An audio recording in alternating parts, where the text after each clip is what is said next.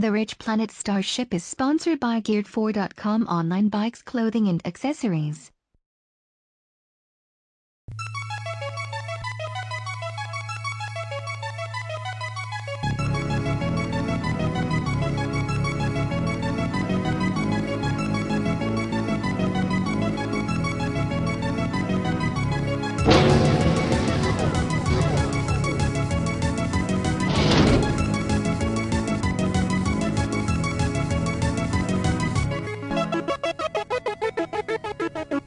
Welcome on board the Rich Planet Starship, broadcasting from somewhere high above the Earth. I'm Richard D. Hall, and we're going to start things off with the interesting person of the week, who is Sam Wright, and he's going to talk here about something which happened in Vietnam. Now, this is very relevant for what we're going to be discussing in the last section of this show.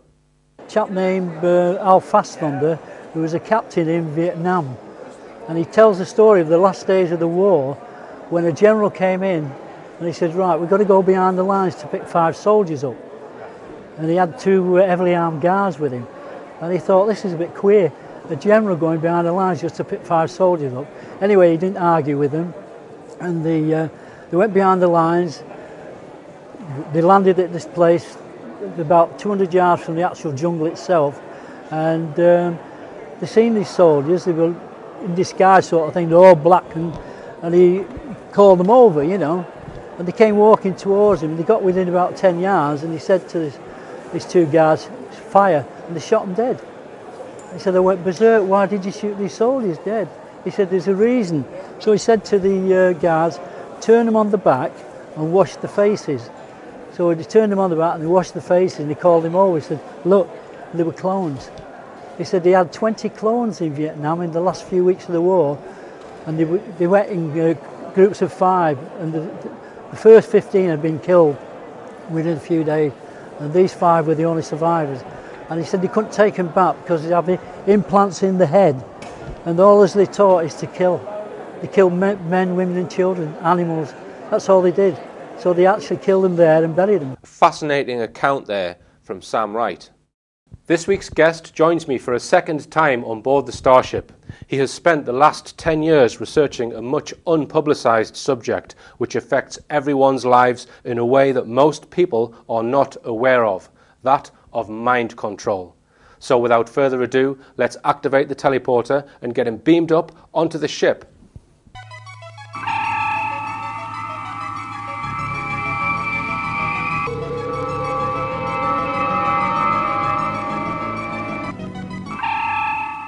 It's Neil Saunders. Hello. Welcome back, Neil. Thank you very much.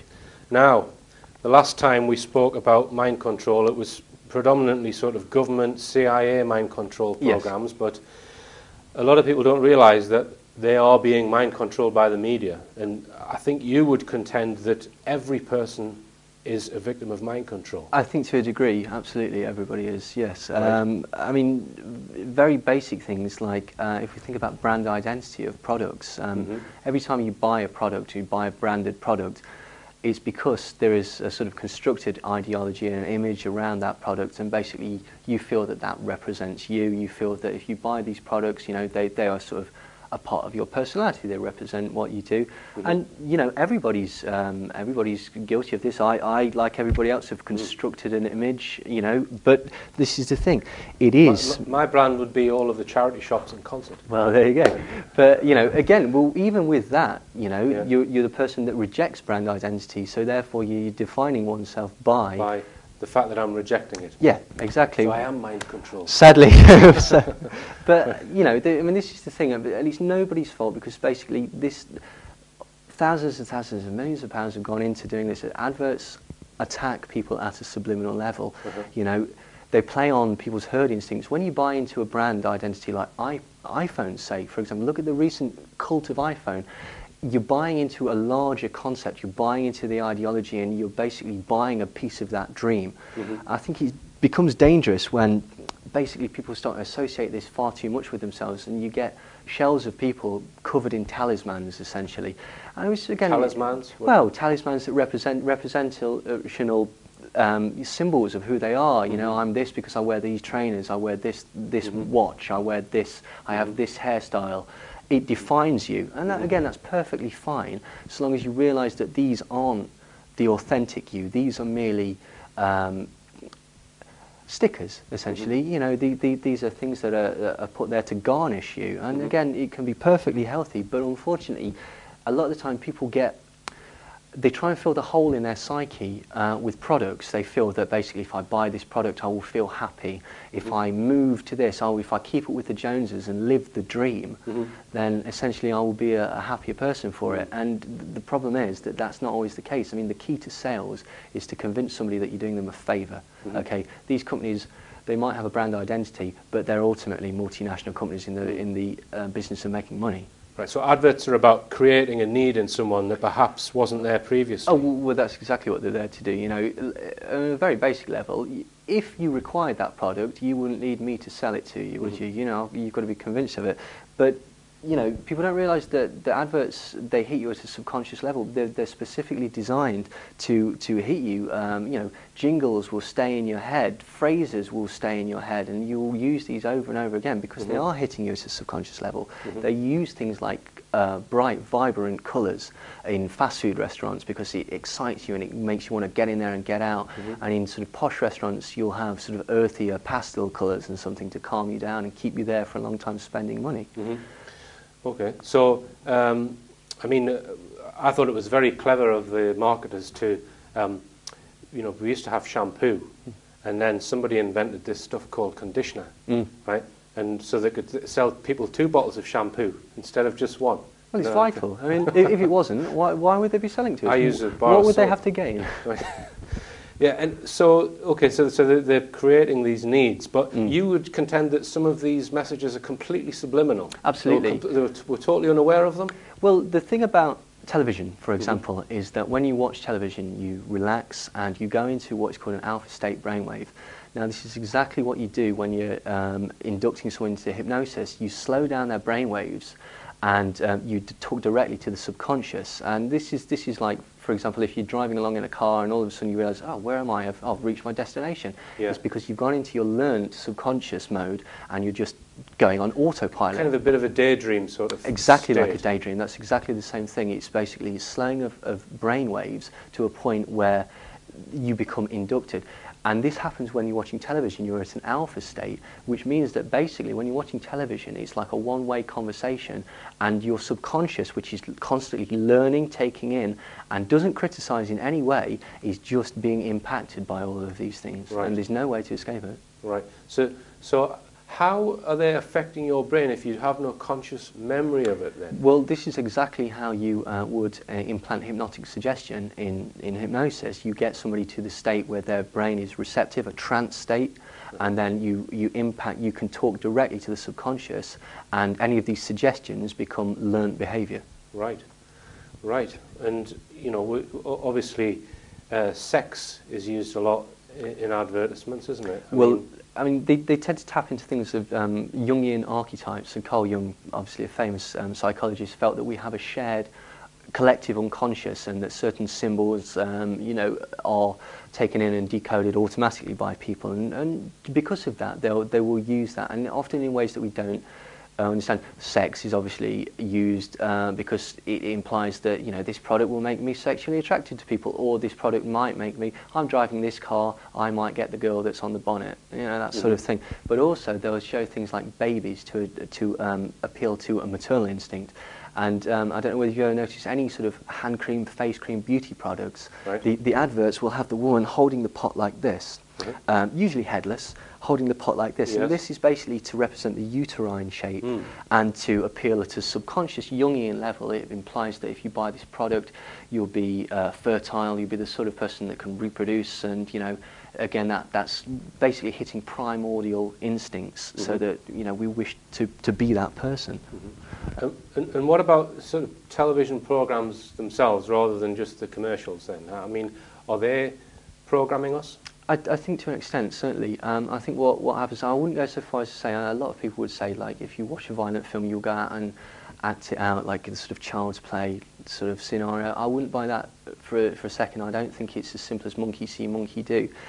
What I do feel is that basically films and television, they tend to manufacture a consent. They tell you what is right, what is wrong, what is the expected response to things, how to deal with things.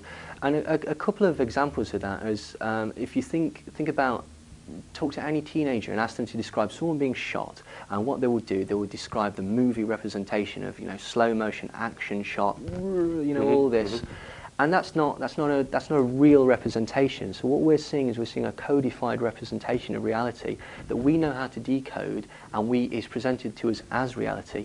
And another example of that is the sound that frogs make. If you ask anybody all over the world what sound do frogs make, they'll say ribbit, ribbit, ribbit. And they don't. There's innumerable different types. Basically, that comes from the fact that Hollywood had one type of frog sample, which was taken from the California frog, and then it was then used over and over again in different things. So basically, it becomes absorbed into the cultural lexicon that this is a fact, this is real, and this is the way that it works. Well, right, if we come on to films then, Neil. Obviously, films were used during the wars with propaganda to get people, you know, to be more motivated, etc. But are people using films now to change public perception? Would you say? Yeah, I definitely would say so. I mean, we can look at films like we were talking about earlier, The Men Who Stare at Goats and things like that. These are pure disinformation films. So why would The Men Who Stare at Goats be, you would say it was disinformation? Well, I mean, you can use it. Films provide a sort of cultural reference for either preparedness or for, you know, dismissing. If, for example, if I was to say, oh, I was out the other day and I saw this brown alien running through the woods, this boy captured it, helped it, took it back to his house, and 3 days later the government turned up, you'd say, Neil, you're thinking of that film E.T. This isn't real, this is a film. It's similar to Close Encounters of the Third Kind. If you start talking about mind control, people will start talking about, oh, that's that film, The Manchurian Candidate, or that's that film, Conspiracy Theory. And it allows for an easy forum for dismissal. What do you call it? Plausible denial? Plausible deniability, I suppose, is the other thing. I noticed, I started writing a blog for the sci-fi website, you know, the sci-fi channel. Yeah. And I found that I would write about various extraterrestrial stories. I wrote an article about the Lloyd Pye skull, you know, the Star Child skull. Yeah. And honestly, the worst sort of offensive attack I've ever had on any forum was from the sci-fi, the people who watch sci-fi, because they were just, well, you've watched this film, you've watched that film, it can't possibly be true. And I find that people who follow science fiction are the biggest skeptics of everything, because they think you've borrowed it from a film. Well, this is it, isn't it? Yeah, so films, Neil, I mean, a lot of them seem to have rewritten history. Well, yeah, I mean, this is another thing. I mean, obviously, not everybody takes films seriously, but there's numerous examples of where films have just completely rewritten history. I mean, there's things like the American films, like, you know, Saving Private Ryan, Pearl Harbor, things like that. But there's also things that have been absorbed into sort of historical fact, like the storming of the Winter Palace during the Bolshevik Revolution, 1918. You talk to anybody, even people interested in communism and Trotskyism, and they'll say, oh yes, no, this was a very important thing. It never happened. It was mocked up for an Eisenstein film, and it was used as state propaganda to basically show we are powerful against the Tsar or whatever. You know, this is garbage. It never happened. You were telling me earlier that if any film portrays military hardware, it has to get permission, is that? Well, if you want to use military equipment, if you want to use an American aircraft carrier, tank, whatever, the people who provide that, the American military, they will get a final rewrite of the script. So they're basically not going to allow you to do anything that that portrays them in a negative light. And this is all documented in a book called Operation Hollywood. Right. You know, many films have basically had the scripts, characters, plots completely rewritten to sort of, you know, formulate to the military propaganda, which makes you think how much of a say do they get about it, and especially when you're thinking about sort of war films, films like Executive Decision and True Lies and things like that. In the 90s, we saw a distinct shift from Russians as enemies to fundamentalist Arabs as enemies. And one could argue that basically this is just talking about the wider concerns of the world. But I'd say that this is basically reinforcing stereotypes. This is, you know, preparing people and saying, look, this is a bad guy. We can tell. For a short period, the bad guy was always a European or an English guy with an accent who's an intellectual. And you'd have to question things like, why would an American audience want to consider intellectual Europeans as an enemy? But it was like what you said earlier about fear, about creating fear. Absolutely. And that in order to control a society, you know, there has to be an enemy image. Yes. And now it's the Islamic terrorist. Yeah, I mean, and, you know, as we've seen, well, presented on this show, that we believe that a lot of these alleged terrorist attacks are in fact false flag events.